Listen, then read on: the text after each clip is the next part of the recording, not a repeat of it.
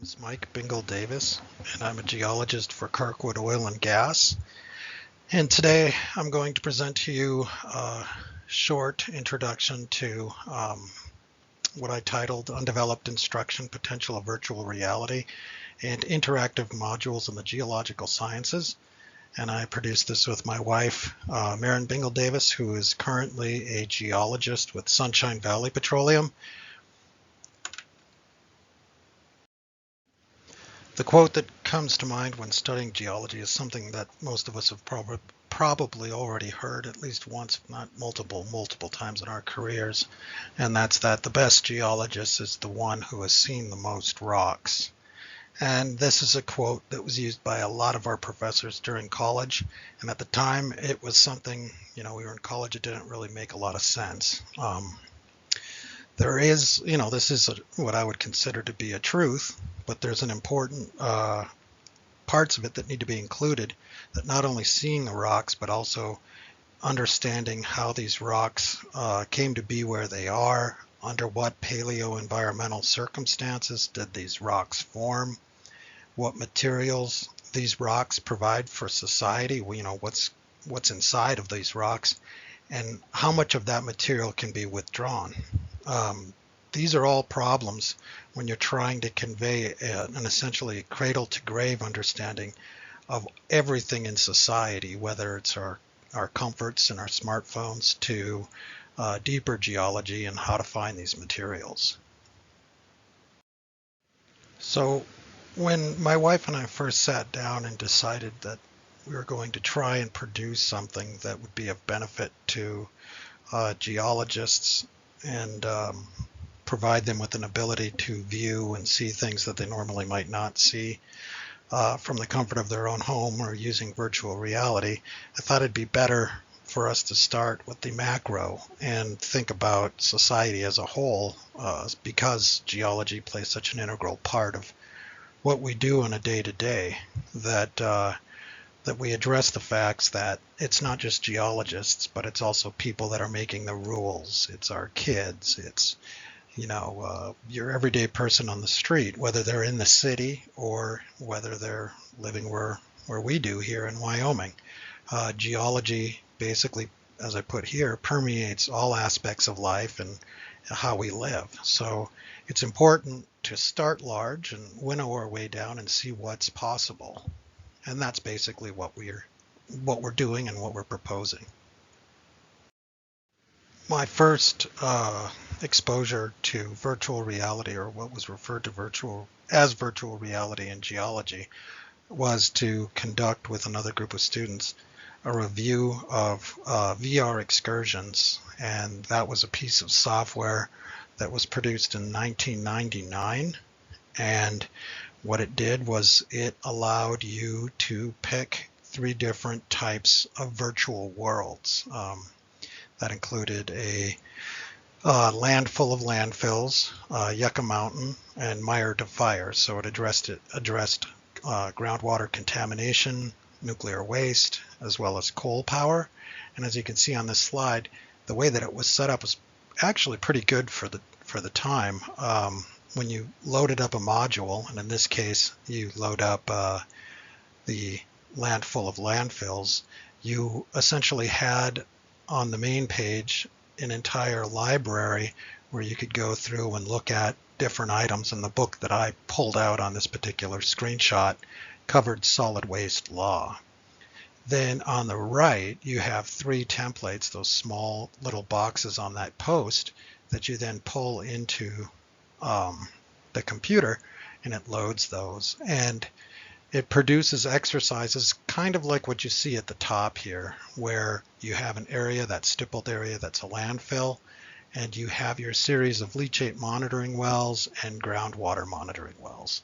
And you run different scenarios. So you see what's allowed, what's not allowed, and basically run simulations.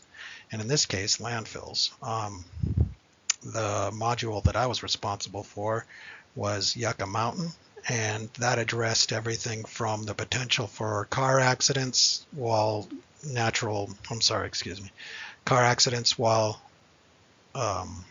nuclear waste was in transit, to the potential for faults and just problems with containment. So it was really well done and in sort of a SimCity type setup. But with the way things are going today, I think we can really build on this. This was definitely a great start.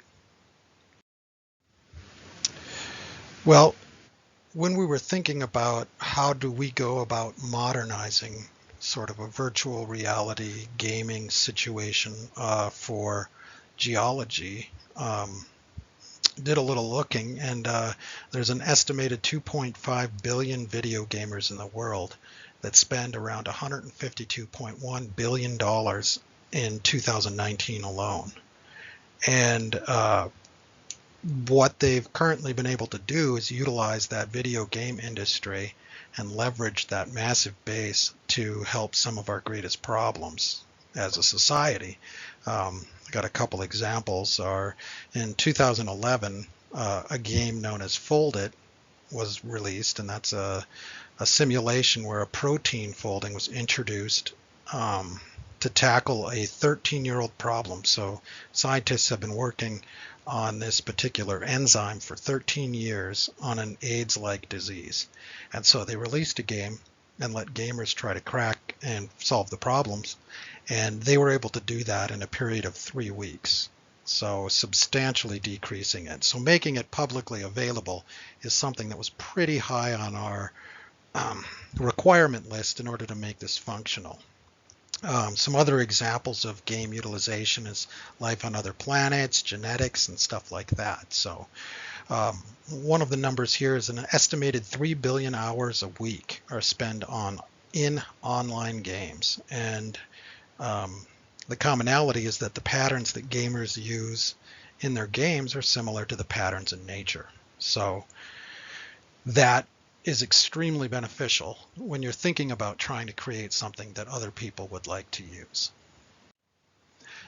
Now, my wife and I, in general, would take pictures and still photographs of all of our trips, and most of our trips, because we were geologists, would focus on geological formations and places like that.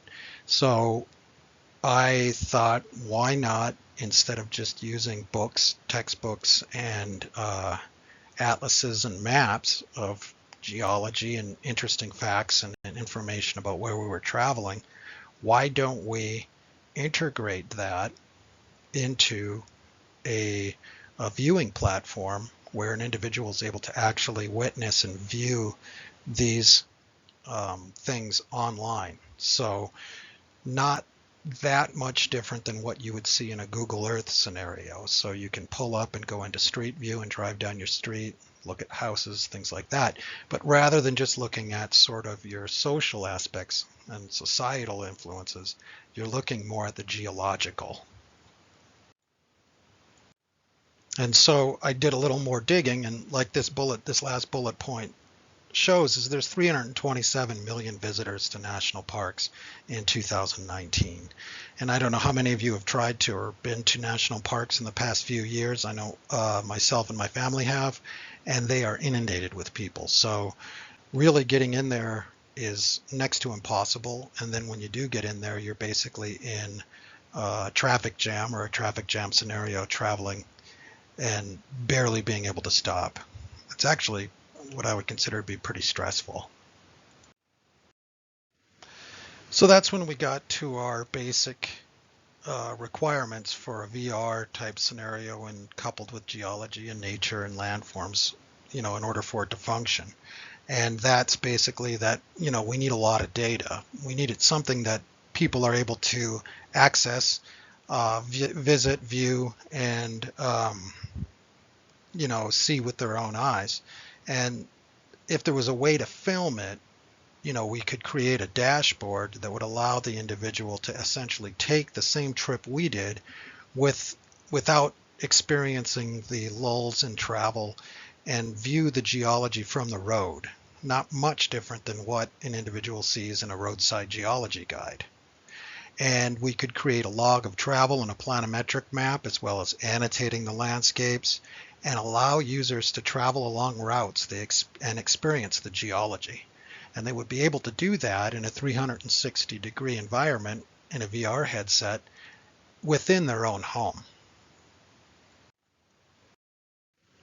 So what I did was I went out and purchased a GoPro camera and eventually a vehicle mount, and I mounted that on the luggage rack of our car on the passenger side, and using the Bluetooth capabilities of my phone, I was able to see through the camera and turn it on or turn it off as we were driving without actually getting outside of the car. So this is externally mounted. I purchased a single camera, several batteries, and a couple of robust SD cards. You can see in this image the location of the one camera was on the passenger side. The idea being that if it was something that we were going to again go forward with, additional cameras would be needed. But if cameras were mounted on the front, back, both driver and passenger side, the person could experience a 360-degree view. And that 360-degree view would then lend itself to virtual reality. Here's an example of what we did. We were on our way in a family vacation to check out things in Nevada, and we passed through the Bonneville salt flats. And essentially I took a video out of our window, and what you can see here is the salt flats themselves in the upper right. That's the video. And you can see a Google Earth picture in the lower right, which shows you the position of Cargill Salt, as well as the video that I produced from our travels in the lower left. And so we're in the process of entering in annotations as we travel and working on software acquisition that allows us to kind of integrate all of this stuff into one.